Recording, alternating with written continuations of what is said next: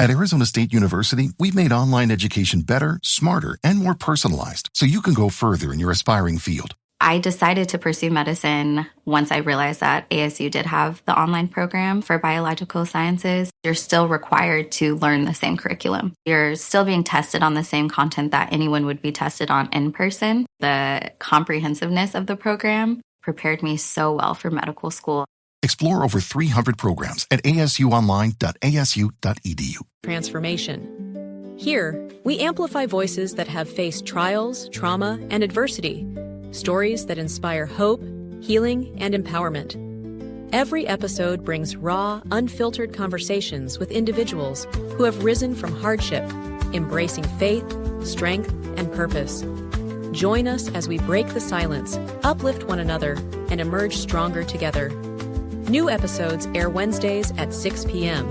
English and Saturdays at 6 p.m. with select Saturdays in Creole for our Haitian audience.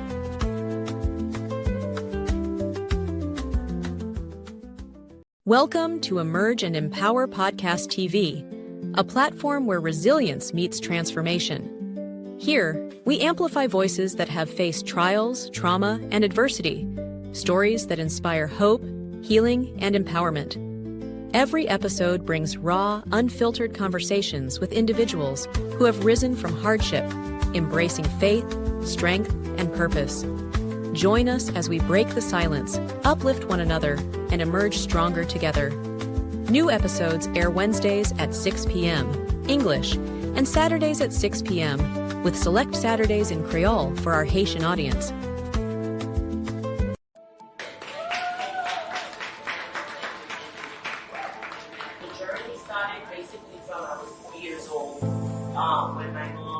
That's the age that I knew or had understanding of my surroundings of what was going on, and my mom therefore was children. And that's when I realized I didn't have my father. You don't know what you don't have until you realize what is in front of you isn't yours. And we were treated literally like stepchildren, you understand? But I thank God for the book and the journey. If you haven't read book 1, you have to read book 1 for book 2 to make sense, because it's a flow and it's a sequence, and there will be a book 3 thereafter. I was trying to summarize it all and put it in the second book, but it didn't make sense. The book that's called The Shift basically talks about once I now got married, I have a life, what I still went through. Alright? It was not a Cinderella story, it was not a Prince Charming story. It was a cycle that kept going, and I had to wake up from it. So I live to tell the story because I couldn't be like the women that are on the side of the road. When you see people that are out there prostituting or doing whatever, you don't know their story. No little girl got up and just said, okay, I want to be a prostitute. I want to just be on the street. I want to sell drugs. Nobody wakes up one day to do anything. It is the experiences that people have that causes certain things to end up happening. So as a Christian, first of all, you must be forgiving to people. So something happened. Sometimes I'm watching a lot of African movie, the young lady, that was her only way to be able to help her family. That was the route that she could take. Alright? So these journeys are hard. I was suicidal until I was 28 years old. And that's when I forgive myself. Everybody here, you have to want to live. If you are sick, you have to want to be well. So that's basically the journey. I'm growing. Now I try my feet into purpose. I created WeWalk platform. Come on, come in, get together. An excuse to go to brunch. An excuse to do lunch. An excuse to do dinner. That's my journey. So I thank each and every one of you for believing, for coming out here, to be here. I'm part of this society. So I thank you too, because everybody responded to my promotion for the ebook that made us bestseller on Amazon. My book was next to TJ's book. Amen. So even if it was momentarily, I made it there. Amen. Even if it was for a moment, I made it there. And God can and will continue to do the rest. We did it. Amen. Amen. We did it. we are back here on the set of Emerge and Empower. And as you know, we come on every week where we have individuals that come on and share their emergent story. And the stories have been relatable. A lot have found it to be impactful and also brought change into their own lives and everyday activity on how to live and how to go about. There have been many testimonies from individuals who have watched it and decided, you know what, I too have a story to tell. I like when you go back and you've watched it and you said, I saw it. I love the atmosphere. I love the warmth. And I feel free to come on and share my story without being judged, without being criticized. And it is a great platform for you to come on here and a place for your voice. So on today is like no other story that we had before because everyone is unique. It might be similar, but to each person is individual. Healing also takes time. For one person, it might be 3 years. For another person, it's been a year's journey. For some, it's been a lifetime. It's been half of their life just trying to get a hold of their lives. So on today, I have a special guest, none other than Kath, that will be coming on to be sharing her story and her emergence. And she is across the world. That's to show you how the reach is. We are reaching and making an impact worldwide.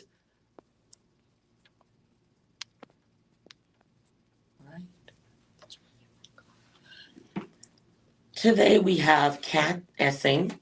She is a courageous advocate for women who have faced silence in their lives, particularly those affected by trial or trauma.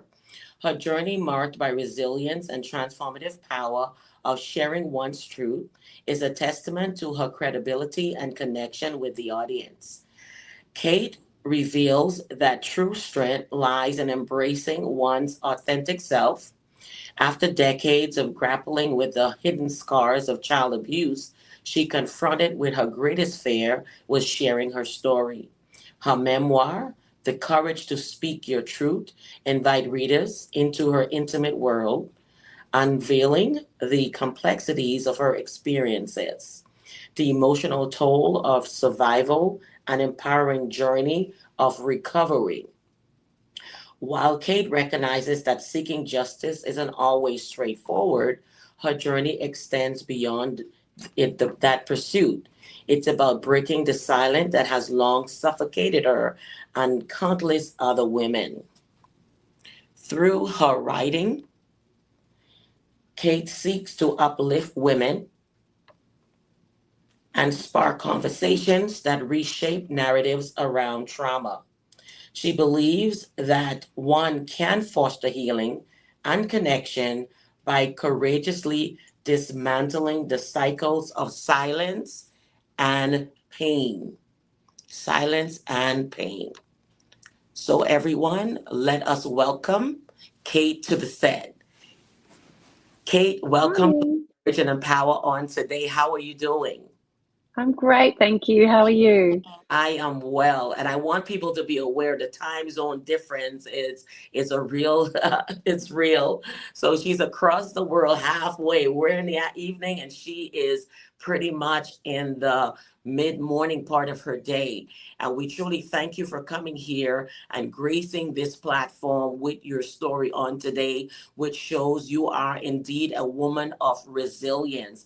And I applaud you on today because it took a lot to be here on this platform to come and share your story. Go ahead and introduce yourself to our audience. Let them know where you're connected from and let your friends and family know that you're an Emerge and Empower today. Well, thank you for having me. I'm Kath Essing, and I'm from the bottom of Australia at the beginning of the Great Ocean Road at Bells Beach. And I can hear my puppy and my son getting ready for school in the background. So it's very early here. And as you said, I'm an author and a speaker and an educator, and I'm really grateful to be here to share my story and hope that that helps bridge the gap for somebody else's story to be heard. Thank you so much. Indeed, that is the whole purpose of Emerge and Empower is for individuals to come on and share their story to indeed bridge the gap, to bring hope to the hopeless, okay? To motivate someone who's feeling like, you know what, I don't think I can get out of this. But when you hear the individual stories, you find that, first of all, you're not alone in what you're going through. So don't put yourself in a box. Don't just move away or cower away or shy away or whatever it is you're doing right now. I want you to understand you're not the only one that is experiencing this, and this is happening all around the world. We're going worldwide. It is happening on your block. It is happening to a friend that you know who probably don't know what you're going through, and they too are going through, because people learn. We live in a time where we love to put on fronts, right? Appearances, as though things are well, but they are not, because there's a lot of inner healing that needs to take place. So at this time, Kate, we would like for you to just go right into your story, Kath. I'm from the Bahamas. I say Kate, Kath. I'm sorry about that. Let's have That's Kath come okay. on in here and just let's get right into your story, okay? Let's get into where did you realize it was time for a change, and you will take us back through your personal story. Well, I was in my early 20s and I remembered childhood sexual abuse by a family member. And it took another 10 years really to calibrate the story and to make sense of it. And so it was the beginning of COVID here in Australia, and I decided that enough was enough, and that was the time to go to police and talk about what had happened to me. So I had sat in that story for a long time in silence, not because I didn't feel I had people to tell, but I just wanted to protect those around me from the pain that I was feeling and the shame that I was feeling. So Yes. for a long time, I held on to that, and then it was time, to be honest, and what I thought was protecting other people was really creating a wall between us. So once I was able to kind of share my internal world honestly and with courage to others, then I was able to really connect in a way that I hadn't been able to before.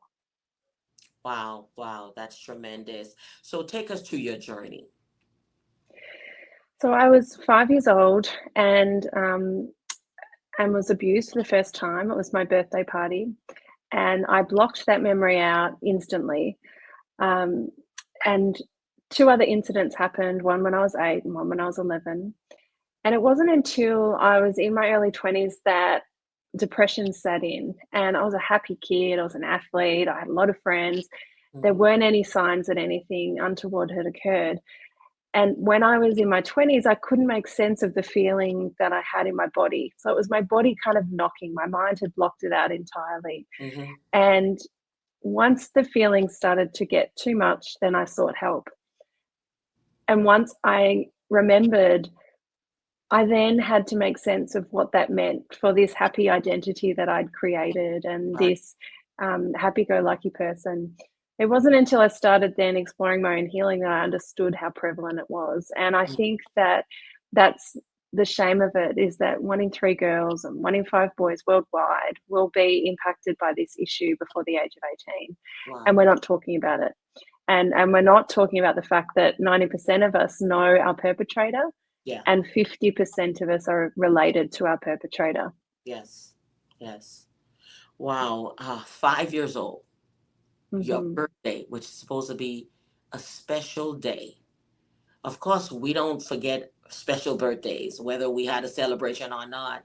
If something has happened around your birthday, definitely it is a memory that you cannot erase, even if you want to subconsciously lock it away and all of that. Triggers happen, right? So you're 5 years old when this first happened to you, which is supposed to be a time of joy, a time to let a little girl just be a princess, continue dreaming. And now your world has been shifted. Your world just became a nightmare when it should be a celebration. Wow.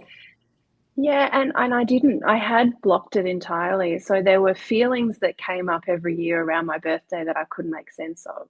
And, I love parties. I love celebrating and I love people and getting together. So I always had this little part of me that I was fighting against. And I guess there was a part of me that was looking for danger. And so then for a long time, I had to unmap what feeling happy and loved and connected really meant, because I was always looking for fear alongside it, because that's the way my brain had been mapped to experience it. Wow, wow, wow. And then, so the next incident, you said you were 7 or 8. I was 8 years old, the same perpetrator, and again, it was at a family function, and then again at 11. And look, beyond the details of what happened to me, I think the part of the story that I really want people to understand is that this happened right under my parents' nose. That my mum and dad were beautiful people. My Wow. family was extended family was great, and Mm, this is what happens over and over again: is that the perpetrators prey on the shame of the incidents yes. so that silence manifests itself. And I didn't have language to make sense of what was happening to me. Mm-hmm. And so I guess I shelved it until I was an adult and I could find the language and I could Right. find the strength to heal and to talk about what had happened. Mm-hmm. But as I said, even then, it took another 23 years to go to police. And Wow. often people ask me why. And I'm I believe it wasn't because I wasn't believed. It wasn't because I didn't think that I would get support. It was because I wanted to protect people around me. I wanted to save them from feeling the same amount of hurt that I was experiencing. Right, right. That's what tends to happen when you're a child. You feel like not speaking is saving or trying to keep family friends together. You don't want to be the reason why, the friendship or anything changes. So therefore you feel like, you know what, let me be the person to not say anything. But that's what the innocent mind is thinking. But in reality, it's continuing and opening room for the perpetrator to continue the abuse, okay? Because once it happened once, now they feel like you didn't say anything before, so I can come back. I can bring this again and again. And sometimes the perpetrator end up living in the home as well, which is even more dangerous because they're there night and day. They totally have your parents' trust. Okay, go away. I'm going out. So and so is with you. You can babysit. You can do this. You can do that. So the silence is actually very dangerous because not only is it dangerous for the child, but it's also dangerous for other children, even family members.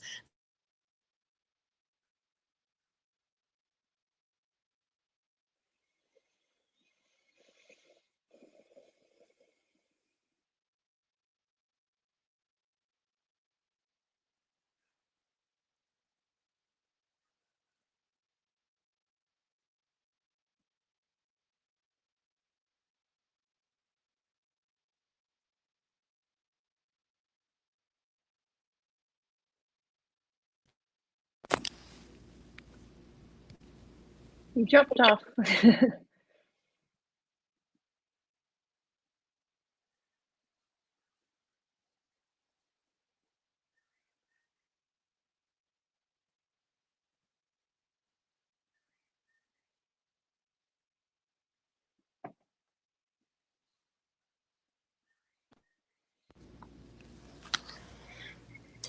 Okay, let's try this again.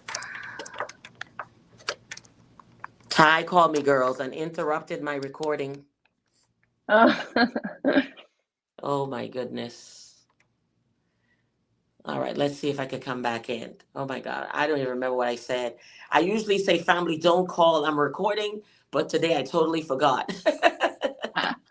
That's why I like recordings, because I could go back and I can, cut it. Get it. All right. Yeah, So yeah. anyway, so we're gonna continue as far as the child and bringing people into the home and the damage that it caused, what the silence costs. The silence costs a lot of damage, right? Not only for the child, but for family members. But so a lot of times they can even hurt the whole entire family. So while children are thinking that they're protecting, there's a lot of danger for their lives and also that of your family. Because if someone could do that to your child, they can harm you as well. You understand? So we're going to get right into it. So finally, what gave you the courage to speak your truth after so many years of silence? Becoming a mother myself, and I realized that I wanted to model to my kids what courage looked like. And that is different for everybody. I certainly don't advocate that the path that I've taken is the path for everybody. I believe healing is a very private journey, and however one feels, that sense of wholeness is completely original to that individual. For me, because I was speaking publicly already about empowerment and about being one's true self, I felt like there was always this part of me that was a little bit inauthentic. I hadn't quite done the thing that I was teaching other people to do.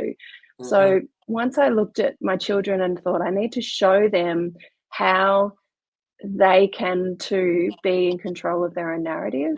And so that was a turning point for me. And I went to police, and look, it's very complex with historical child abuse cases. Yes. And I was told that the statistics were very much against me, that it would be very unusual and challenging to get a conviction. Mm-hmm. But I still knew that this was the only path for me. I got Right. to confront my abuser. I got to share my whole story with friends and family. Mm-hmm. And I learned a lot along the way, which is why I wrote the book, because I thought if I can minimize the loneliness other people are feeling in this Right. journey, then it's been worth it.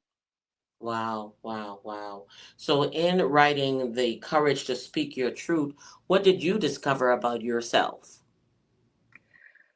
I discovered that I'm a very beautiful writer.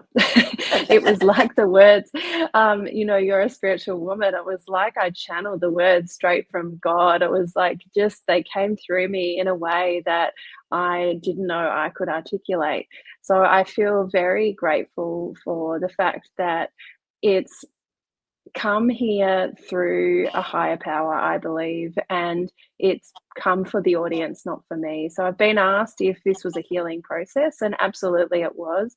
But I'd done my healing before I wrote it. So it wasn't about my healing. It was about ensuring that there was an opportunity for learning, because we all learn through each other's stories. Right. And I think that, and there's allies of survivors that don't understand this. So I think I've written it for those people, for the supporters of individuals who have endured this kind of abuse, so they can start to understand what their loved ones are going through. Right, right. It is so true.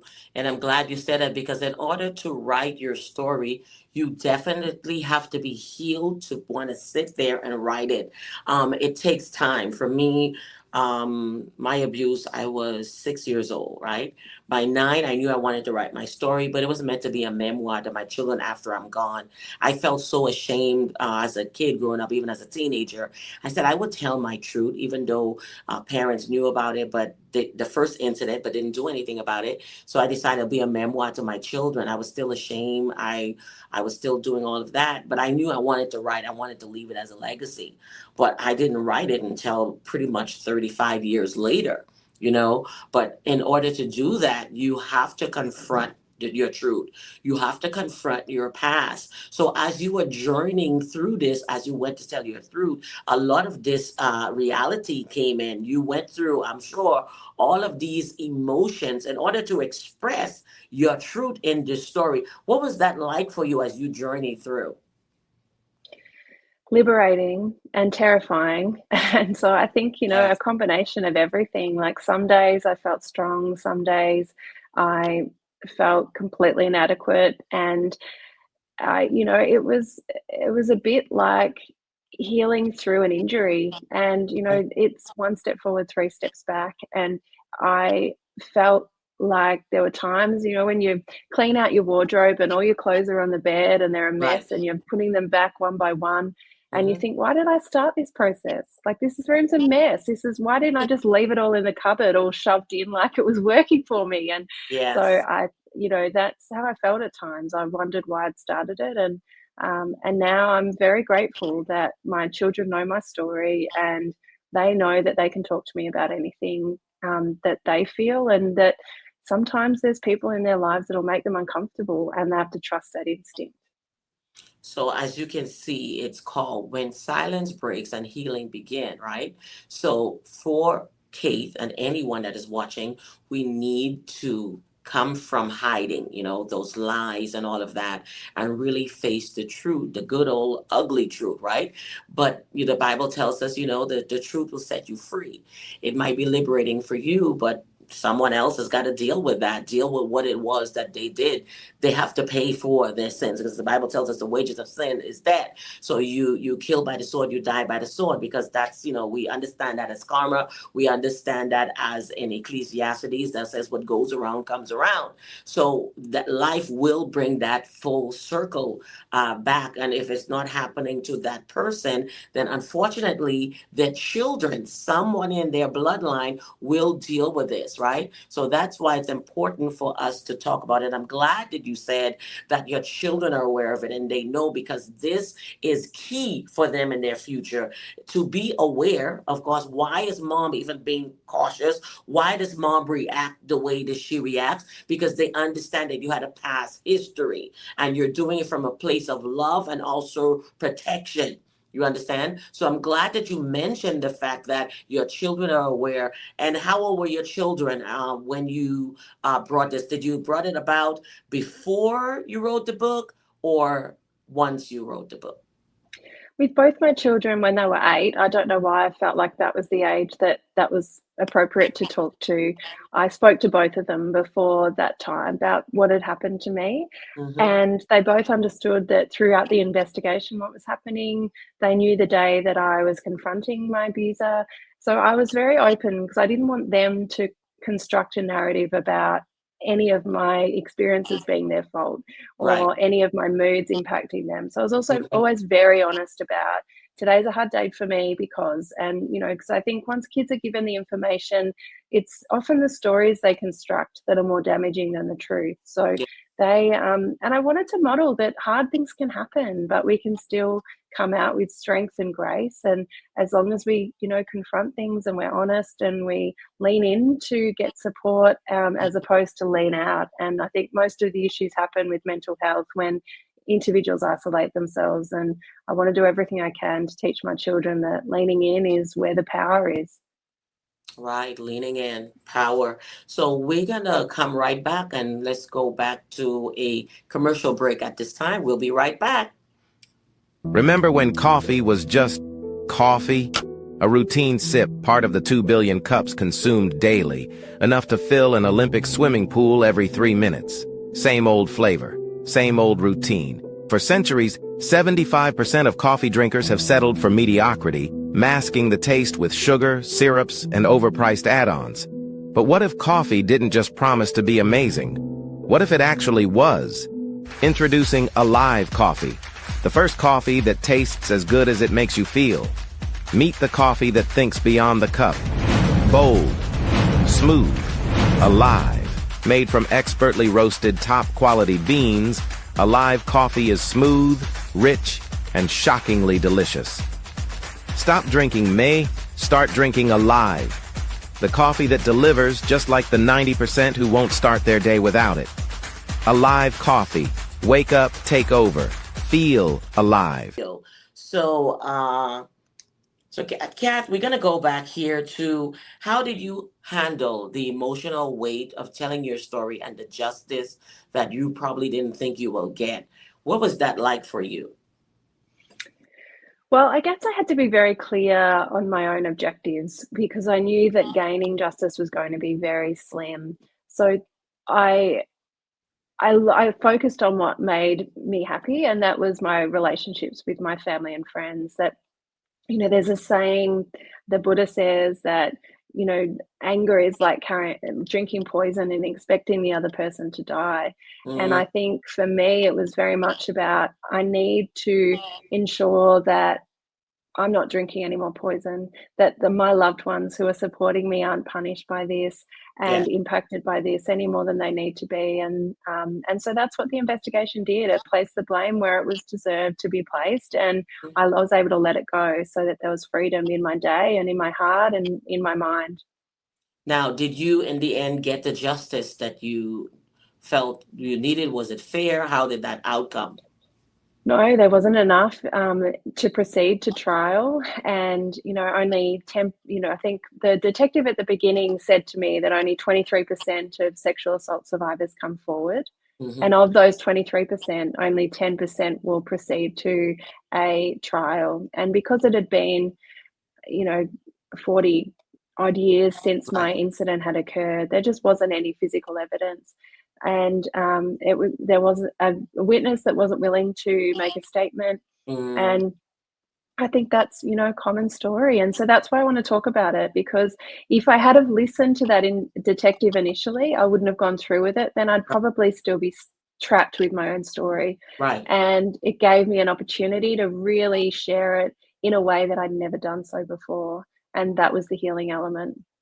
That is indeed important, because you were able to share it. It was public, and the person, the perpetrator, uh, even though they didn't have enough evidence, but they had to realize that this truth was told. It is no Yeah. longer a secret. You understand? So a lot of people are watching this person, and now there's a lot of parents or even family members who are no longer trust to have this person around. So they did lose a lot of those connections by you coming out, whether they had enough evidence or not, because now you're at peace. Your story has been told, all right, and now everyone is aware.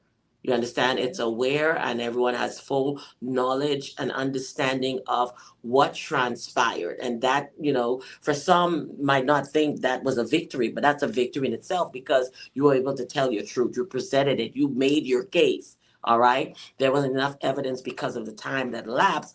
And if only there's always, if that witness who actually spoke up, that would be something that is credible. But people tend to shy away because they want to be removed from it. It's your words against mine, whatever their reasons are for not speaking. All right. But when Well, you do, in my case, she was also a victim. So there's no judgment on my behalf that she didn't do that. And I understand why she hasn't, and, and it's okay. So that's where I think we have to just be okay. accepting of So what, she didn't what confront her. She didn't yet deal with her no, past. Yeah, no, that that's makes it right. very hard. Yeah. And Yeah. look, at the end of the day, the justice for me is that I've got a fabulous life. I've got a beautiful husband and two gorgeous children. Hmm. And I can't imagine living with the shame of perpetrating these horrible acts against a child. So I Right. think that's, to me, that's the karma. You've got to live with your own decisions, and I'm comfortable living with mine. Right. Right. Wow. So what would you say to women that are still carrying, this hidden trauma, or unsure where to begin in their healing? Well, I would always say that start with getting congruent with your narrative internally. So make sure that the voice that you're listening to is your own and your strength and your truth, and it's not dictated by someone else's actions. And I began by making sense of my feelings by writing. So I always had a journal. I write a lot of poetry, and it was through writing that helped me establish my next steps. So, absolutely go and speak to somebody. But I believe that really getting clear on what our internal voice is telling us is where the healing begins. Right, an internal voice. Get in the front row seat of your life. I have, through the years, seen individuals who carried it 60, 70 years. And when they finally told their truth, it was like, why did I wait so long? This is Mhm. so liberating. Why did I carry this weight? For some, they actually waited until the perpetrator was no more before they could even voice it, because the fear was still there. So, I want to say this, and to everyone that is watching, don't tell someone who's dealt with such trauma to tell them to get over it. There's no such thing as getting over it. It's a scar, okay? And it's a permanent scar. All right, it's just like a tattoo. You can't go and undo that tattoo. That scar is there. So getting over it is you saying it in your word, but it takes a lot to heal and to talk about it.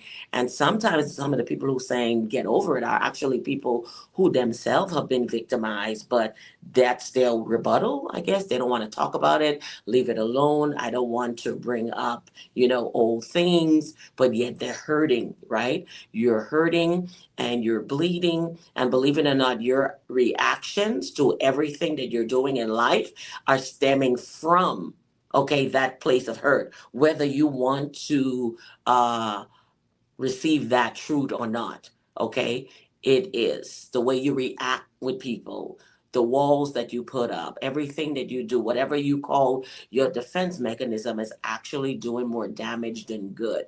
All right, so let's go right back to your book here. And how do you see your book and your voice reshaping women, people, as they read this story of your journey here? Well, I wrote this to minimize the loneliness that individuals feel in their own story and to share the challenges that I faced in a truthful, honest way so that people understand, that healing's not a straight line, it's not linear. And there is parts of my story that are really heartbreaking, but it's not uncommon. And that's why I wanted to talk about it, because until we start making this a conversation we're willing to have, then the shame will silence the people that need to speak up and will empower those that should not have a voice. So I wanted to enable survivors to have an opportunity to feel less lonely, and also allies and supporters of those survivors to have a resource that will help them understand their loved one and what they're going through. Wow. So you heard it here on Emerge and Empower, and you'll be able to connect with Kate through the link that's in the bio. Where can they find your book?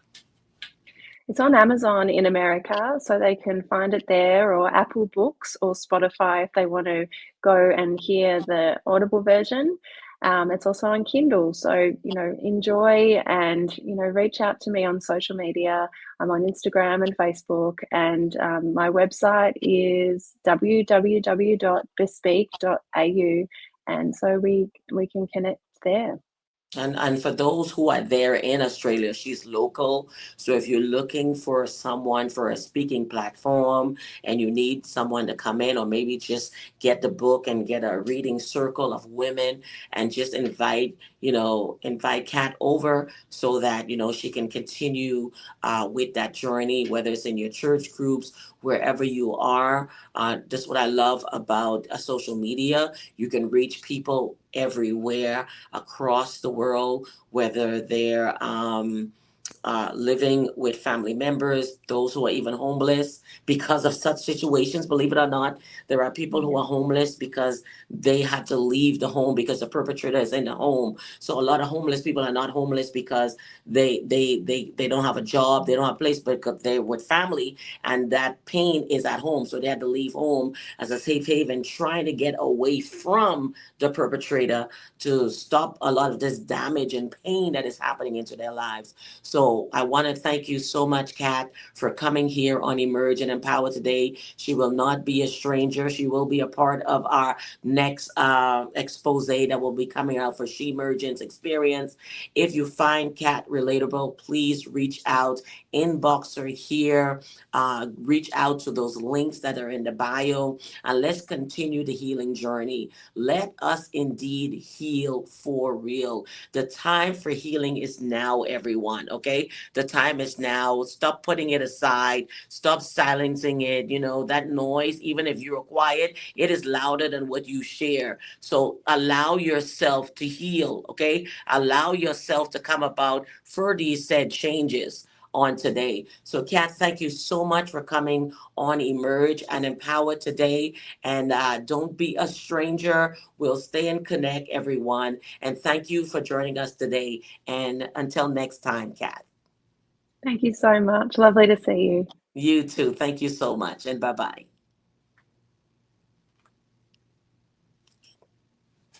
Okay, thank you. Bye-bye. Thank you.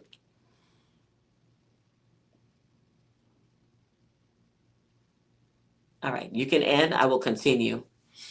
Okay. Thanks, darling. All right, everyone. So we just want to thank everyone that was watching. Like I said, the journey for individuals are continuous here, and the reach for Emergent and Power is global. We are global. We are reaching across the ocean for miles and thousands of miles on continent to continent. So don't be a stranger. We have Ghana. We have Canada. We have people all across the world, and now we have Australia that are connecting here because women and men are hurting all around the world. Some similar scenarios that are happening. And let us indeed heal for real, everybody. That is the best thing that we can do for ourselves, is truly let go and let this journey to healing continue. Do you have a story to tell? Reach out to us on emergentempower@gmail.com. Let's continue letting this platform be the voice for you. Until next time, everyone. Remember when coffee was just coffee? A routine sip, part of the 2 billion cups consumed daily, enough to fill an Olympic swimming pool every 3 minutes. Same old flavor, same old routine. For centuries, 75% of coffee drinkers have settled for mediocrity, masking the taste with sugar, syrups, and overpriced add-ons. But what if coffee didn't just promise to be amazing? What if it actually was? Introducing Alive Coffee, the first coffee that tastes as good as it makes you feel. Meet the coffee that thinks beyond the cup. Bold, smooth, alive. Made from expertly roasted top-quality beans, Alive Coffee is smooth, rich, and shockingly delicious. Stop drinking May, start drinking Alive. The coffee that delivers just like the 90% who won't start their day without it. Alive Coffee. Wake up, take over. Feel alive.